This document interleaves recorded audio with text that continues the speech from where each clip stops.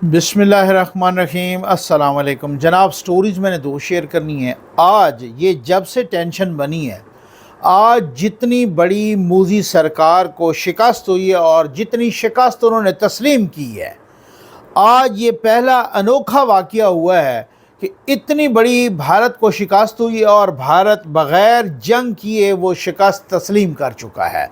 इस पर बात करेंगे। इंटरनेशनल मीडिया में न्यूयॉर्क टाइम जैसा जरीदा, अमरीकी अखबार न्यूयॉर्क टाइम ने हाफिज़ सैयद आसिम मुनीर, जनरल आसिम मुनीर साहब यानी पाकिस्तान के आर्मी चीफ़ के कसीदे पढ़े हैं, पाकिस्तान के आर्मी चीफ़ की तारीफ़ों के पुल बांध दिए हैं। ये आम अखबार नहीं, ये न्यूयॉर्क टाइम में मैं वो आपके सामने एक एक तफसील रखता हूँ। जल्दी से आप चैनल सब्सक्राइब कीजिए, जहाँ घंटे का निशान बना हुआ है उसे प्रेस कीजिए ताकि हर नई आने वाली वीडियो आप तक पहुँचते रहे।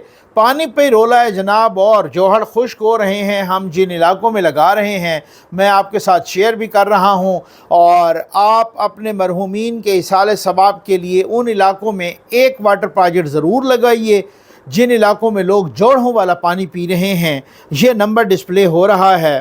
पाकिस्तान की सबसे बासर शख्सियत जनरल आसिम मुनीर भारत का सामना करने के लिए फ्रंट लाइन पर आ गए। मैं शिकस्त की बात करता हूँ, मैं आपके सामने कोई एक दो नहीं है। मोदी को हर एक बात पे मुंह की खानी पड़ रही है।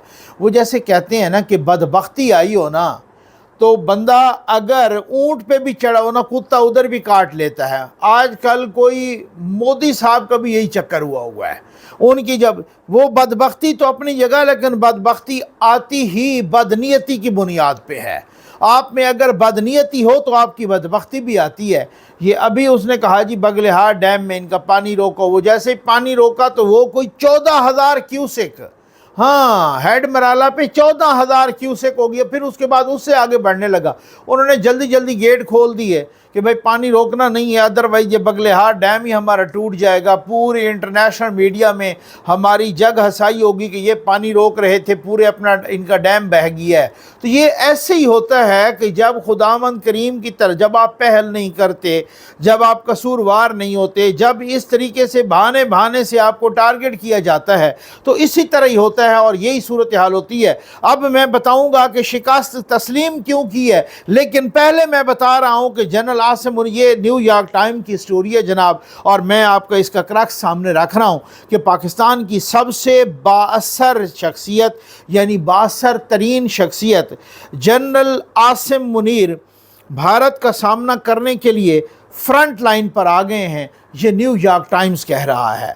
पाकिस्तान के army chief general Syed Asim Munir, जो अमूमन पस पर्दा काम करते हैं, अब भारत के साथ बढ़ती हुई कशीदगी के माहौल में मरकज़ी किरदार अदा करते दिखाई दे रहे हैं। वो ना सिर्फ फ़ौजी मशकों में सरगर्म नज़र आ रहे हैं, बल्कि अपने दो टोक बयानात के ज़रिए कौमी सलामती से मुतल्लिक नई पॉलिसी की समत का तयन भी कर रहे हैं।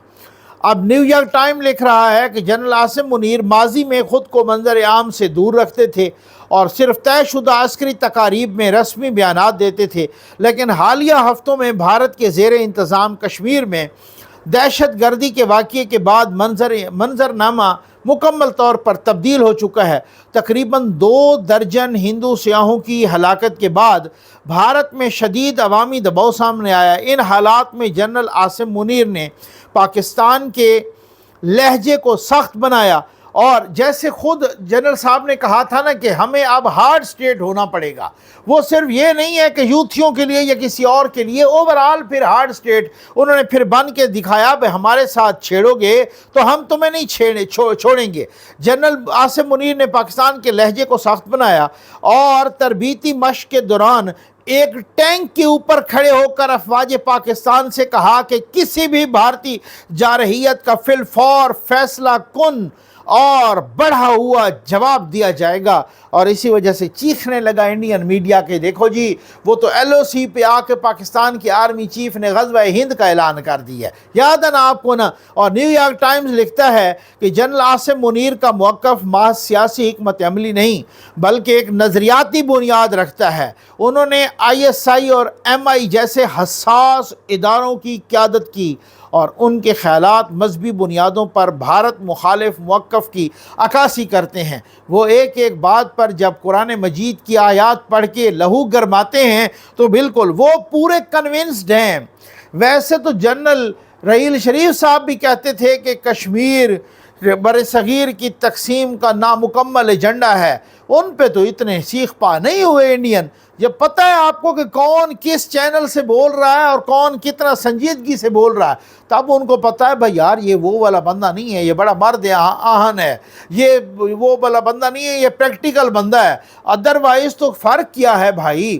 پوری دنیا آپ دیکھیں وہ فلسطین کو نگل گئے ہیں، وہ اب قبضے کرنے کے چکر میں ہیں، نسل کشی کر دی ہے پوری فلسطینیوں کی، وہاں کوئی نہیں بولا۔ اب یہ تو آپ کو پتہ ہے مفادات کی جنگ ہوتی ہے، یہ تو اپنی یہاں پہ کیا معاملہ کیا ہے، یہاں پہ معاملہ یہ ہے کہ ان کو پتہ ہے یار یہ بندہ بڑا پریکٹیکل ہے، اس نے کہا ہے نا کہ میں بھارت کو پہلے 5 منٹ میں شمشان گھاٹ بنا دوں گا تو یہ عمل کر کے دکھائے گا۔ اور اسی طرح سے کبھی آپ نے دیکھا کہ بھارت کی جنرل مشرف کے زمانے سے لے کر اس سے پہلے بھی بہت بڑی ٹینشن بنی اور ہم نے تو دھماکے کر دیے تھے 1998 میں، کبھی آپ نے دیکھا کسی سفیر نے کہا ہو دھمکی دی ہو کہ ہم تو پھینک دیں گے بم؟ اب آج ہر منسٹر کہہ رہا ہے اور سارے D G S P R بھی کہہ رہے ہیں کہ ہم فائنل راؤنڈ کھیلیں گے، اور باہر کے ہمارے سفیر بھی کہہ رہے ہیں کہ دیکھنا پھر ہم ساتھ ٹریڈیشنل کے ساتھ ساتھ جوہری ہتھیار بھی استعمال کریں گے۔ کبھی ایسا ہوا ہے؟ کبھی ایسا ہوا ہے کہ ابدالی کا ہم نے تجربہ کیا اور رانا ثناء اللہ صاحب اور خواجہ آصف صاحب اور سارے کہتے ہیں وہاں پہ ٹی وی پہ کہ یہ یاد رکھو مودی کہ یہ جوہری ہتھیار بھی لے جانے کی صلاحیت رکھتا ہے؟ کبھی ایسا ہوا؟ ان کو پتہ چل گیا اصل میں مسئلہ یہ ہے کہ یہ حافظ صاحب بڑا پریکٹیکل آدمی ہے۔ کشمیر کو شہرک قرار دینا صرف علامتی بیان نہیں بلکہ پاکستان کے قومی بیانیے کی تاریخی بنیاد ہے۔ اسی وجہ سے تو یہ نیو یارک ٹائم کہہ رہا ہے کہ بھارتی وزارت خارجہ نے اسے اشتعال انگیز قرار دیتے ہوئے کشمیر کو بھارت کا اٹو ڈھنگ قرار دیا ہے۔ جنرل عاصم، یہ نیو یارک ٹائم لکھتا ہے کہ جنرل عاصم منیر کی پالیسی واضح طور پر سخت گیر ہے، جبکہ امریکہ، اقوام متحدہ اور چین خطے میں کشیدگی کو کم کرنے کی کوششوں میں مصروف ہیں۔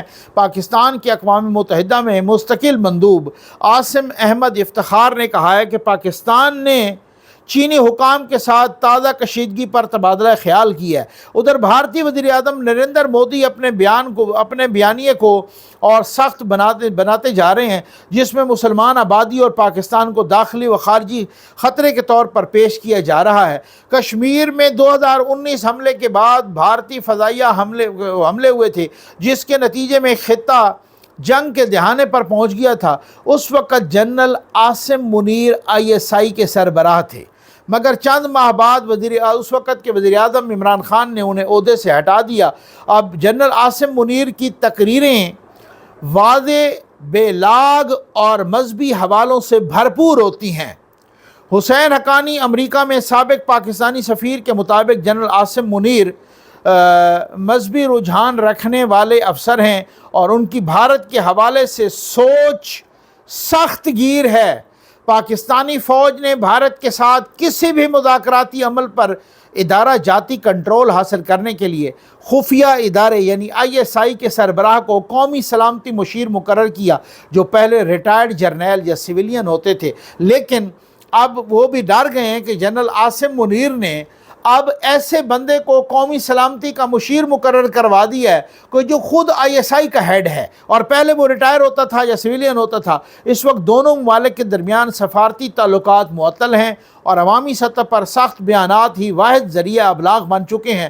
نیو یارک ٹائم نے خبردار کیا ہے کہ اس ماحول میں غلط اندازہ لگانے کا امکان شدید ہے اور معمولی حملہ بھی بڑے تصادم کی صورت اختیار کر سکتا ہے۔ مودی صاحب یہ یاد رکھنا، یہ نیو یارک ٹائم بھی کہہ رہا ہے کہ حافظ صاحب کو ہلکا نہ لینا، اگر آپ نے کوئی کڑچ پڑچ کی تو یہاں پہ کڑچ پڑچ ہو جائے گا، یہ آپ یاد رکھیں۔ اور اسلام آباد میں سیکیورٹی امور کے ماہر تجزیہ کار کہتے ہیں کہ اگر بھارت نے عسکری کارروائی کی تو پاکستان کو جواب دینا پڑے گا، اور ان کے بعد سوال یہ ہے کہ مودی یہاں رکنے کا فیصلہ کرتے ہیں یا نہیں کرتے۔ اور یہ تو سوال آپ کو اچھی طرح سے پتہ ہے، یہ سوال تو پاکستان کے DGISPR نے بھی پوچھا تھا کہ مودی صاحب آپ حملہ کرتے ہیں یا نہیں کرتے، یہ آپ کی چوائس ہے، اور اگر کرتے ہیں تو پھر حملہ وہ آگے کہاں جاتا ہے یہ پھر ہماری چائس ہے۔ اسی وجہ سے آج جو صبح کی ہوئی ہے، جو شکست فاش ہوئی ہے بھارت کو، آج بھارت کے تجزیہ کار چیخ رہے ہیں، آج بھارت کا میڈیا چیخ رہا ہے، آج بھارت کے خود اپوزیشن کے رہنما سیاستدان، ان کے اپنے پارلیمنٹیرین چیخ رہے ہیں، اور وہ مودی کو کوس رہے ہیں اور لان تان کر رہے ہیں کہ جو شکست آپ کو سیکیورٹی کونسل میں ہوئی ہے، اقوام متحدہ کی سیکیورٹی کونسل میں، کل سے اجلاس بڑا لمبا چلا ہے بھائی، آج کل پاکستان وہ جو اقوام متحدہ کی سیکیورٹی کونسل ہے نا، جس کو سلامتی کونسل کہا جاتا ہے، اس کے ٹوٹل ممبران ہیں 15، 5 تو ہیں پرماننٹ، امریکہ ہو گیا، روس ہو گیا، فرانس ہو گیا، برطانیہ ہو گیا، چائنا ہو گیا، یہ 5 ہو گئے پرماننٹ، 10 اس کے 2 سال کے لیے آتے ہوتے ہیں، ٹوٹل ہو گئے 15۔ آج کل لکیلی پاکستان بھی غیر مستقل ممالک میں شامل ہے، یعنی سلامتی کونسل کا، سیکیورٹی کونسل کا ممبر ہے اور بھارت ممبر نہیں ہے، ٹھیک ہے۔ اس کی صدارت آج کل کر رہا ہے گریس۔ پاکستان نے وہ اجلاس بلانے کی درخواست کی تھی، اجلاس بلایا، تمام کے تمام الحمدللہ اب وزارت خارجہ کا اعلامیہ آ گیا ہے، ہمارے جو اقوام متحدہ میں وہاں پر وہ جناب عاصم افتخار صاحب ہیں، وہ مندوب ہیں، ہمارے ریپریزنٹیٹیو ہیں، انہوں نے بھی لمبی چوڑی پریس کانفرنس کی ہے، اور یہاں پر وزارت خارجہ کا اعلامیہ بھی ہے۔ انہوں نے کہا پاکستان نے جو اجلاس بلایا تھا الحمدللہ اس کے مقاصد ہم نے حاصل کر لی ہیں۔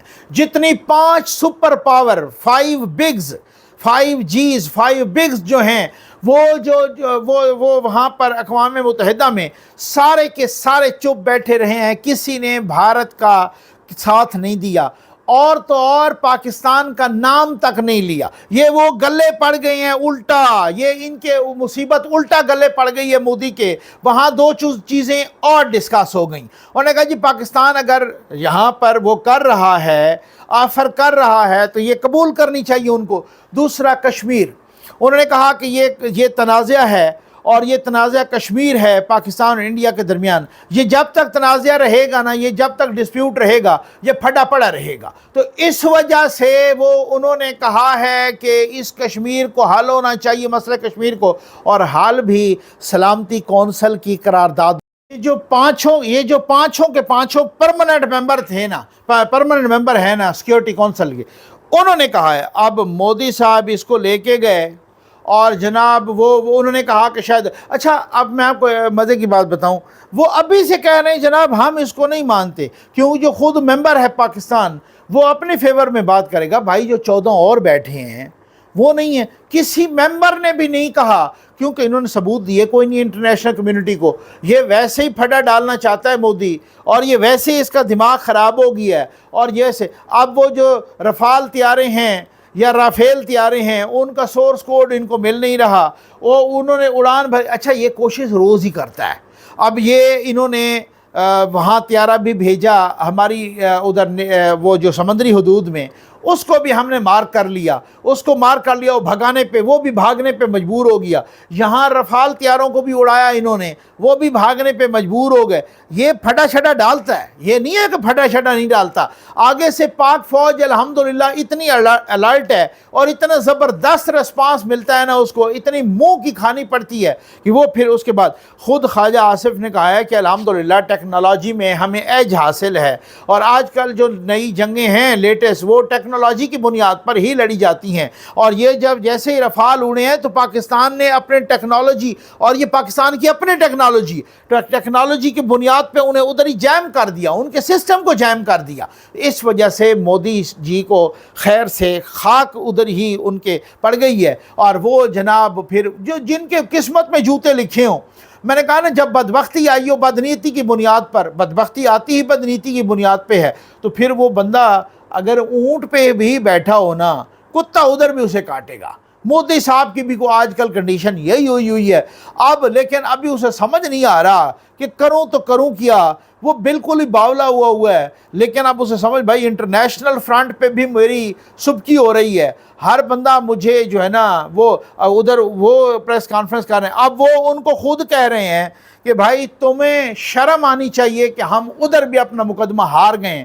खुद तजियाकार कह रहे हैं उनके, खुद उनका मीडिया कह रहा है, खुद उनका सोशल मीडिया कह रहा है। लेकिन अब भी कुछ शरीर शरारत ऐसी कर, क्योंकि उनको वो इलेक्शन आने वाला है ना, तो उस इलेक्शन में जो है ना, लोकसभा के इलेक्शन में उनको जनाब किसी ने कोई न कोई फटा चाहिए, क्योंकि उनको कारकर्दगी तो होती नहीं है। इसी वजह से उनको फटा चाहिए, उनको हिंदुत्व वाला वो माहौल चाहिए, उनको मुस्लिम दुश्मनी चाहिए, उन्होंने वो इस तरीके की तकारीर करनी है। भाई यहाँ पर भी इलेक्शन होते हैं, कभी इस तरह से उनके इंडिया के नाम पे या उनको गाली शाली दे के किसी ने वोट मांगा है? कभी भी नहीं हुआ। अब यहाँ आज भी वो जो भी कर रहा है वो ठंडा कर रहा है। ईरान के वज़ीर ख़ारजा आए हुए हैं, सैयद अब्बास इराक़ची, उन्होंने वज़ीर आज़म से भी मुलाकात की, अभी थोड़ी देर पहले उनकी आर्मी चीफ से भी मुलाकात हुई। पूरी दुनिया की नज़रें अब इंडिया का मीडिया, सोशल मीडिया उन्हें कह रहा है कि आप तन्हा हो गए हो। मोदी को कह रहा है कि देखो जी, आपका वो अमेरिका जितनी इतनी बड़ी हमारी उनके साथ तिजारत है, आपका वो फ्रांस जिनसे खुद हमने रफाल लिए हैं 9 बिलियन डॉलर दे के, अब तो ज़्यादा होगा, ये तो 36 जब लिए थे तो 9 बिलियन थे। ये चाइना, रशिया आपका पुराना इत्तेहादी है। बरतानिया देखें, किसी ने आपका साथ नहीं दिया, वो उनको कोस रहे हैं। और बाकियों को देखें, जितने भी पाकिस्तान के अलावा नॉन परमानेंट मेंबर हैं 9, उन्होंने भी किसी ने साथ नहीं दिया। आप तो तनहा हो गए हैं, आपने अपना मुकदमा नहीं रखा, आपने अपने जर्नैलों को यहाँ से वो करते रहे, ना आपकी IMF ने मानी है, ना आप तो उनका पानी रोक सके हो, ना को पानी रोक सके हो, ना छोड़ सके हो, कुछ भी नहीं कर सके। और यहाँ पर ना इंटरनेशनल कम्युनिटी, आपने 100 सफ़ीरों को बुला के ब्रीफिंग दी, वो भी आपके मुंह पे जूता मार के चले गए कि ये तो तुम्हारे पास तो कोई सबूत भी नहीं है। इस बुनियाद पे तो हम नहीं कह सकते कि पाकिस्तान मुलविस है। और बगैर किसी सबूत के और इस तरीके से वो जैसे कोई चीज़ बावली नहीं हो जाती। मोदी साहब भी बावला ही हो गया है। अल्लाह करे को बावला अपने आप को काटे या कोई इसी तरीके से कोई ऐसे अपने जर्नैलों को काटे, वो काट तो रहा है, लेकिन वो फिर अल्लाह करे कि खित्ते में कोई ऐसा तनाज़ा पे ना करे और खित्ते में कोई ऐसी हरकत ना करे कि जिसकी वजह से आग लगे और जिसकी वजह से पूरा भारत फिर शमशान घाट बने। पता है उसको कि हाफिज़ साहब बड़ा प्रैक्टिकल बंदा है, चूकेगा नहीं। अस्सलाम वालेकुम। अहबाब ग्रामी, ज़फ़र नकवी वेलफेयर फाउंडेशन का वाटर प्रोजेक्ट साफ़ पानी महफूज ज़िंदगी पाकिस्तानी और ओवरसीज़ पाकिस्तानी व्यूवर्स के खुसूसी तावन से जारी व सारी है। इस प्रोजेक्ट में जोड़ों और नदी नालों का मुदरसियत पानी इस्तेमाल करने वाले अवाम उन्नास तक साफ़ पानी फराहम किया जा रहा है। अल्हम्दुलिल्लाह अब तक सैकड़ों इलाकों में ये सहूलत फराहम की जा चुकी है, जिससे हज़ारों अफराद मुस्तफ़ीद हो रहे हैं, लेकिन अभी तक मुतअद्दिद इलाके इस सहूलत से महरूम हैं। और गर्मियों में इन इलाकों के पानी के मसाइल बहुत ज़्यादा बढ़ जाते हैं, इसलिए तमाम दर्द दिल रखने वाले अहबाब से तावन की पुरजोर अपील की जाती है। नाज़रीन, आज भी एक बेयाब इलाका की मस्जिद में मोहतरमा रुबीना असलम साहबा का अतिया किया गया वाटर प्रोजेक्ट नस्ब हुआ, जिससे इलाका मकीनों के साथ साथ मस्जिद में इबादत गुजार भी मुस्तफ़ीद होंगे। अल्लाह तबारक व तआला मोहतरमा रुबीना असलम साहबा और इनकी फैमिली पर रहमत और बरक़ात का नज़ूल फरमाए, इनके रिज़्क़ जान माल में बरकत अता फरमाए, इनको हर परेशानी, हर दुख और गम से महफूज फरमाएँ और पाक अल्लाह अपने पाक हबीब सल्लल्लाहु अलैहि वसल्लम के सदक़े इनकी तमाम हाजात शरिया और दुआएं अपनी बारगाह में मुस्तजाब फरमाएं। रुबीना असलम, अल्लाह ताला आपको बहुत रिज़्क़ दे, अल्लाह ताला आपको खुश रखे, अल्लाह ताला आप पर रहमत नाज़िल करे, अल्लाह ताला आपको दिन रात तरीका अदा करे, अल्लाह ताला आपको सेहत और सलामती के साथ रखे।